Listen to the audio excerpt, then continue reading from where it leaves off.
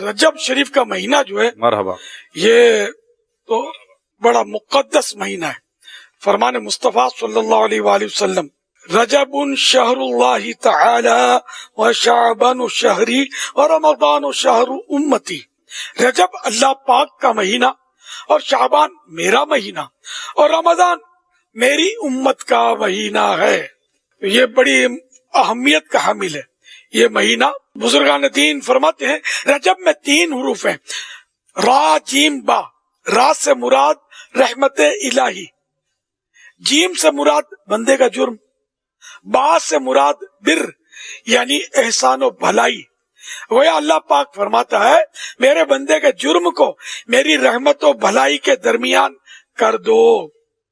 حوالہ مکاشفت القلوب page number 301. جب رجب کا مہینہ آتا تو اللہ کے پیارے حبیب صلی اللہ علیہ وسلم یہ دعا پڑھتے تھے، اللہم بارک لنا فی رجب و شعبان وبلغنا رمضان. یعنی اے اللہ تو ہمارے لیے رجب اور شعبان میں برکتیں عطا فرما اور ہمیں رمضان تک پہنچا. حوالہ المعجم الاوسط طبرانی جلد 3 پیج نمبر 85 حدیث نمبر 3939. تو یہ دعا جو ہے رجب میں پڑھنا سنت ہے. اور میں یاد بھی دلا دوں امام صاحبان بھی مسجدوں میں 5 نمازوں میں ہو سکے تو ضرور یہ پڑھا کریں، اور اسلامی بھائی اور ناظرین یہ بھی پڑھا کریں.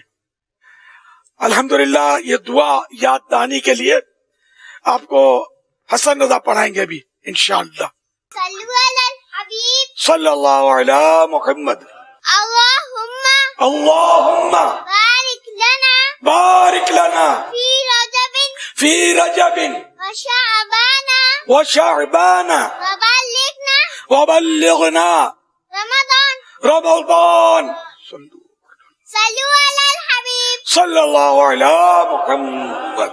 فرمان مصطفیٰ صلی اللہ علیہ وآلہ وسلم رجب کے پہلے دن کا روزہ 3 سال کا کفارہ ہے، اور دوسرے دن کا روزہ 2 سال کا، اور تیسرے دن کا 1 سال کا کفارہ ہے. پھر ہر دن کا روزہ 1 ماہ کا کفارہ ہے، 1 مہینے کا کفارہ ہے. یہاں گناہ کا کفارہ سے یہ مراد ہے، یعنی کفارے سے مراد یہ ہے کہ یہ روزے گناہ صغیرہ یعنی چھوٹے گناہوں سے معافی کا ذریعہ بن جاتے ہیں. رجب کی چاند رات کی بھی اپنی اہمیت ہے. سیدنا ابو امامہ رضی اللہ عنہ سے مروی ہے کہ نبی کریم رؤوف الرحیم صلی اللہ تعالی علیہ وآلہ وسلم کا فرمان عظیم ہے 5 راتیں ایسی ہیں جن میں دعا رد نہیں کی جاتی. نمبر 1 رجب کی پہلی یعنی چاند رات. نمبر 2 شعبان کی 15ویں رات یعنی شب براءت. نمبر 3 شب جمعہ یعنی جمعرات و جمعے کی درمیانی رات. نمبر 4 عید الفطر کی چاند رات. اور نمبر 5 عید الاضحیٰ کی یعنی ذوالحجہ کی 10ویں رات. پہلے روزے کی بھی بڑی فضیلت ہے رجب کے. چنانچہ حضرت سیدنا خالد بن معدان رحمت اللہ علیہ فرماتے ہیں سال میں 5 راتیں ایسی ہیں جو ان کی تصدیق کرتے ہوئے بنیت ثواب ان کو عبادت میں گزارے تو اللہ تعالی اسے داخل جنت فرمائے گا. نمبر 1 رجب کی پہلی رات کے اس رات میں عبادت کرے اور اس کے دن میں روزہ رکھے. شعبان کی 15ویں رات یعنی شب برات کے اس رات میں عبادت کرے اور دن میں روزہ رکھے. نمبر 3 اور 4 عیدین کی راتیں یعنی عید الفطر کی چاند رات اور شب عید الاضحیٰ یعنی 9 اور 10 ذوالحجہ کی درمیانی رات کہ ان راتوں میں عبادت کرے اور دن میں روزہ نہ رکھے.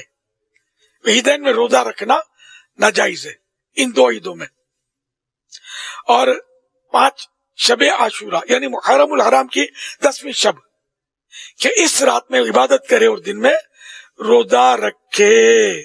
پیارے آقا صلی اللہ علیہ وسلم فرماتے ہیں ماہ رجب حرمت والے مہینوں میں سے اور 6 آسمان کے دروازے پر اس مہینے کے دن لکھے ہوئے ہیں.